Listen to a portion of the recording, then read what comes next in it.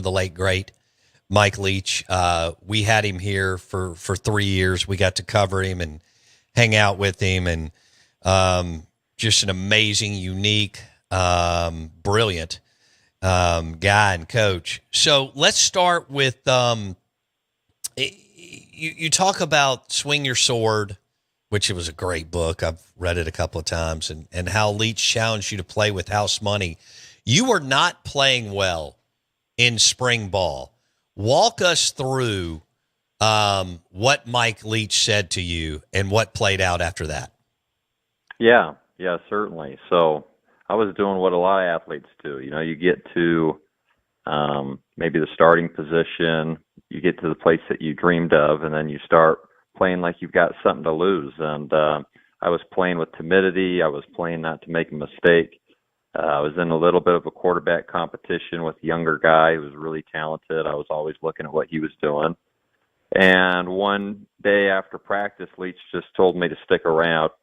I was like, oh boy, what's going to be the situation here? And he just looked at me dead in the eye and said, you got to start playing with house money. And we had a little casino called Zeppo's in Pullman, a little hole in the wall. And he said, imagine if I gave you $100 and I told you to go to Zeppo's. You'd play free. You'd play like you've got nothing to lose because it's not your money. It's house money.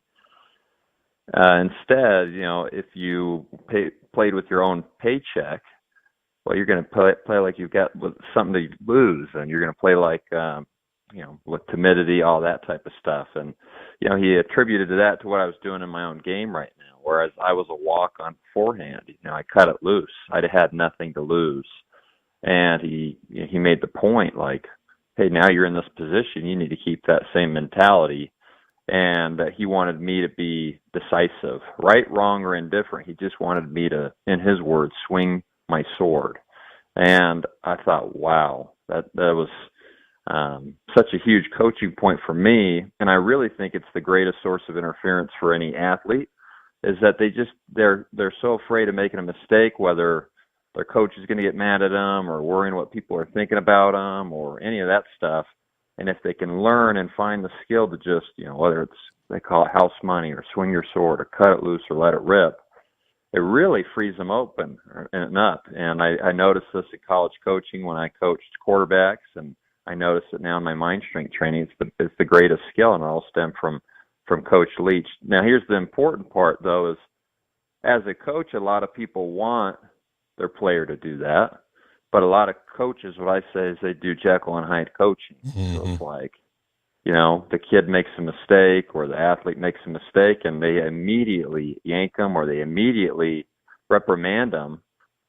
And what they do is they create an environment of, like, scarcity. They create an environment where the athlete is constantly outcome focused rather than just doing their job and doing what the coach wants them to do and playing free. But the coach hasn't allowed that. So I was at a university, and the kid that I coached had a 66% completion percentage. Well, the next year he went to 56.8%. And the reason why, I talked to him, said, well, I was afraid to make a mistake. You know, the environment that was around him was a Jekyll and Hyde type of coaching in that regard. Now, from an athlete standpoint, you know, you've got to train yourself to be able to have the mind strength to handle it because you can't control the external. But as a coach, you're a good steward. I mean, you're the steward of the position you have, and you can create and help get the most out of your players. And I think that right there is one of the magic pieces that Coach Leach had with his quarterbacks. Just, hey, you've got the keys, go cut it loose. And even within his own, you know, your own offense, you're the guy in charge. You're audibling. You're doing all that stuff. You're gonna make mistakes. And if he just pulled you out because he didn't like the check you made, man, you're never gonna make a check. Versus he didn't. You know, he just let you play free, let you play within the offense that he wanted. And not to say he didn't coach you hard. We all know he coached us hard, but he allowed us the freedom to be able to do what he wanted us to do, and that was cut it loose, play with house money. We're visiting with Luke Faulk, Pac-12 all-time passing leader. He played for the late, great Mike Leach in the air raid. They had some big-time wins. Luke Faulk, Mike Leach broke a 20-year bowl win drought as they beat Miami while Luke was starting and Mike was there. They had some big-time success at Washington State. Luke Faulk joins us on the Farm Bureau Insurance Guest Line. So, Luke, after you had that discussion, did it happen overnight, like locking in mentally and physically to play with house money? And did your play get better within the next few days during the spring? It's like anything. It's not going to happen overnight, but it was a continual reminder to myself. And eventually, like all things, you keep that mentality and that attitude. It starts to become part of your identity and who you are. And then for that 2015 season, guess what? The first game, I was playing like I had something to lose. We were playing an FCS Portland State team, and we as a team did that, right? We're supposed to beat them. The weather was bad. It's a tight game, and then we we started playing with timidity, and they started playing with house money, and we ended up losing. And after that, it was like, all right, F it. And the rest of the season, we went on and had an amazing year, and that was really what kind of turned Washington State around. So it didn't happen overnight, and it's a constant reminder daily. It's even in today in my work environment, what I'm doing today, there's moments I got to remind myself, hey, play with house money. Quit playing like I've got something to lose here. So I think it's a daily reminder and a daily practice. And what's nice about it, though, it really is a decision. It can happen that day. Just a lot of people, for whatever reason, like myself, choose to not make it part of their identity or whatever that day. But each and every game you go into or situation you go into, it really is your choice. So like I said, my sophomore, junior year, great job playing with the house. My senior year, multiple times Coach Leach had to remind me because my mind was so fixated on what does this mean for my draft stock? What's it going to mean for my legacy? All those things that don't matter when it comes to helping you play football. And, he was a great coach and really was nobody would know who Luke Faulk is without Mike Leach. That's for sure. You were committed to Cornell, and then you took a walk-on opportunity with Washington State. Is that right, Luke? Yep. Was committed to Cornell, and then their head coach left for the CFL to take a GM/head coaching job, and just kind of felt like the stars were aligning to take me to Washington State. And Coach Leach said that I'd have an equal opportunity to compete, which he was true to his word. How many coaches are really going to allow a walk-on to compete with their 4-star quarterback, who was one of the higher recruits that Washington State had over the last 20 years, and a highly touted quarterback. And Leach let us duke it out and compete, and I got lucky. When did you so you come in, how long did it take you to learn the air raid when you got to Washington State, Luke? Yeah. I played in a similar system beforehand where a lot was on the quarterback, but I would say in terms of like a real year, you knew it at a surface level, but then I think after a year I started understanding the checks and the run looks that we wanted to get into. And then really after that, you're going into my sophomore year, I felt like I had a pretty dang good understanding of what we're trying to do. So I'd say a year to get to the point where I felt comfortable making checks and seeing certain things in the run game. Beforehand I could make a tag because Leach let us tag on 4 verticals. If we had a guy we felt we had good leverage, we could call his number up. But I'd say about a year in order for me to feel comfortable making certain run checks. And then, in year 2, going into my redshirt sophomore year, I felt like I really had a great understanding. And that only, just progressed. But a large part is his practice style. How many coaches, I know everyone talks about that 6-day where it's 4 verticals, but really I call it the quarterback check day, is because he just gives you the formation and you check. You can check 4 verticals, you can tag 4 verticals, you can check a screen, you can check run. And how many OCs and head coaches are letting their quarterbacks 4 days in camp in spring just have a whole check day? That really creates great mastery, Wow. Luke Faulk, Pac-12 all-time passing leader, played for the late, great Mike Leach, the Pirate. He joins us on the Out of Bounds Show, 105.9 The Zone, ESPN. If you had to pinpoint one thing that the factor of whether or not you're successful playing for Leach and in the air raid, is it the practice style or is it something else, Luke? In terms of what makes Leach's system go, is that kind of what you're asking Yeah, from a quarterback standpoint? Yes. What makes Leach's system go, and what makes the quarterbacks really thrive in it? I would say that, well, consistency. You know what you're working on. I think so many times, and he had an identity. We had an identity in air raid. Like, we knew what we were going to run. I got into college coaching, and I got to the NFL and all that other stuff, and you realize that a lot of people build their offenses around, week to week, trying to, maybe see what the opponent did before them, and then kind of take a couple plays. And really, they're like an Applebee's offense. They have everything on the menu, but they're not really great at anything. Versus Leach was more of the in and out style, where we had a limited menu, but we would dress it up. We had certain concepts, and we could dress them up. And when you practice one concept, you repped you repped every version of that concept from the quarterback standpoint, because the reads were always the same. I so many times I see these offenses where they mess with the reads all the time, or you have a lot of defensive coverage type looks where the quarterback's going off of what the defenders are doing. Leach, he didn't care about that. He's like, well, what if the guy falls down, or what if they mess up? He just wanted us to keep things very simple and have pure progression and go through our reads, and we would eventually find the open guy, which I think is brilliant, because my wife could go and play in the air raid offense without knowing anything about a defensive coverage at all, because if I taught her the reads, she could eventually find, hey, so-and-so's open.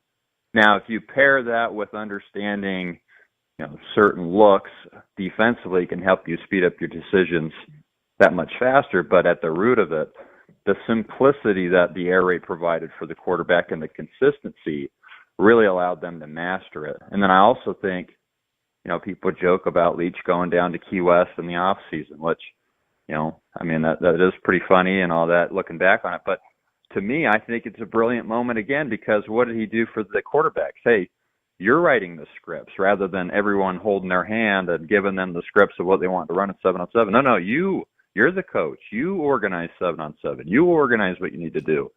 And really what he did is he gave player empowerment. And so I think just his simplicity was really genius. His approach, that less is more, is I think that's really kind of what set him apart, and the consistency. And you knew what was expected of you, so it allowed you to play with house money, because you had repped your job, you had repped your role and your responsibility so many times. There wasn't a lot of second guessing. There wasn't a lot of gray area. Luke Faulk played for Mike Leach. He joins us on the Farm Bureau Insurance Guest Line. You're listening Out of Bounds on ESPN 105.9 The Zone. When he did coach you hard and was upset and was very candid, would you say there were times where he was really, really tough on you as the head coach and QB coach? Yeah, certainly. If you go back and look at one of my tweets, I wrote a similar thing where a mind strength skill I had created because of that is called what, not how. There was one time we lost a cow. My senior year, we were 6-0 going into the game. We're 8th in the country. We're rolling, and we ended up having a nightmare. It was Friday the 13th up in Cal Berkeley. I threw 5 interceptions. I got sacked 9 times.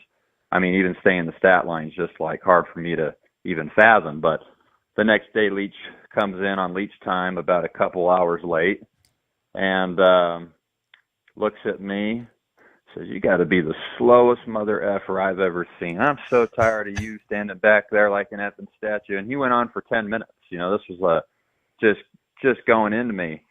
And what a lot of people do is they take it personally. A lot of people do is they are worried about how they look in front of their teammates. Thankfully, at this point in my career, I had done this skill where it was like, all right, what's being said? What's the coaching point I can take from this? Even though a lot of people maybe can't find one. It was, oh, get rid of the ball, no sacks, no negative plays. And instead of getting wrapped up on how it was being delivered to me, which that skill allowed me to use Coach Leach as a great asset, because there were many moments like that in my career where I could easily have gotten very hung up in how it was being delivered and took it personally and shut down and moped or screw you, coach. Not saying I didn't have those moments at times, right? Sure. Human being. Sure. But for the most part, trying to keep my mindset on, okay, what can I take from this? Not how is it being said. And what it allowed me to do is not be on what so many athletes get on, is what I call the teeter-totter trap. It's like, you know, you have a good outcome, or somebody says something nice to you, or maybe you compare yourself to somebody else and that teeter-totter goes up.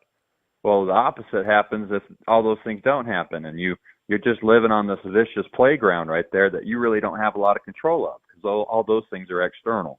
So everything I tried to do within my career, and Leach was a great teacher in this, is how can I master my inner world? How can I focus on how I perceive things, or the story I make up about it, or what I take from how somebody's delivering this to me? And he was a great teacher in that, because he provided, you know, many opportunities for me to work on what, not how. And this led you to post-career. You're a mind strength and high performance coach, and I assume QB coach too. Tell me what you're doing.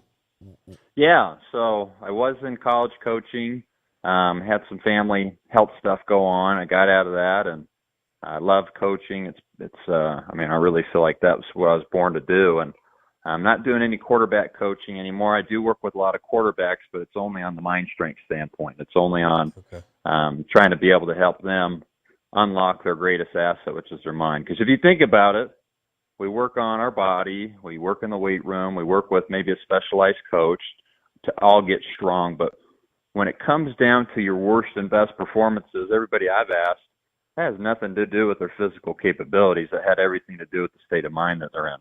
Yet we don't train that. Yet a lot of people don't work on it, even though they know it's the most important thing. So I bridge the gap, and I'm somebody that I love, to say this of, I've got RLE. I had a parent ask me one time, what are my credentials? I said, real life experience. You know, I've done these things. It's not something I just read in a book and, hey, I'm going to teach you now, even though I've never lived it myself. So it's been a lot of fun for me to pay it forward to some kids that I've seen a similar situation to me, and be able to help speed their growth up and help them not get on that teeter-totter trap like I was early on in my career. He is Luke Faulk, Pac-12 all-time passing leader, played for Mike Leach, now mind strength and high-performance coach. He joins us on the Out of Bounds show. Do you work – I mean, I assume you could work with golfers, with softball players, or do you just stay with football? And does this bleed over into people, business execs? Where are you with who you're working with, Luke? Yeah, great question. So all athletes, work with coaches. It's funny, I even had a professional team roper, or not professional, I guess he's amateur, but he goes every other weekend and, reach out about this stuff. And so anyways, what I love about mind strength is it's applicable to any arena, right? Sports, any sport, any gender. And then, the business world, it's been fun. I'm posting some things on LinkedIn and really getting a lot of engagement there, because I think the sales world sees how important this is and how applicable it is.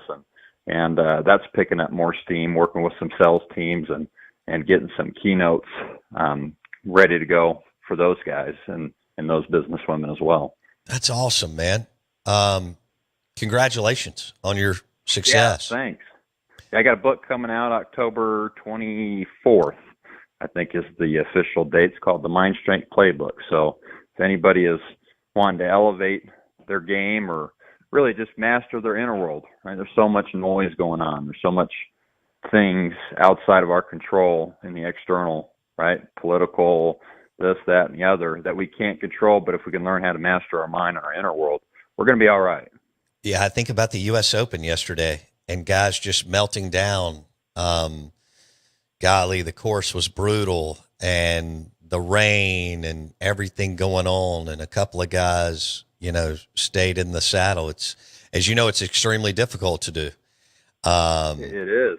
And it's interesting when you hear, the guys that did fall off the wagon, their post game or their post match comments of talking about all the things they can't control, the external, the weather delay, the weather, how poor the conditions were, rather than the guys that stuck to it.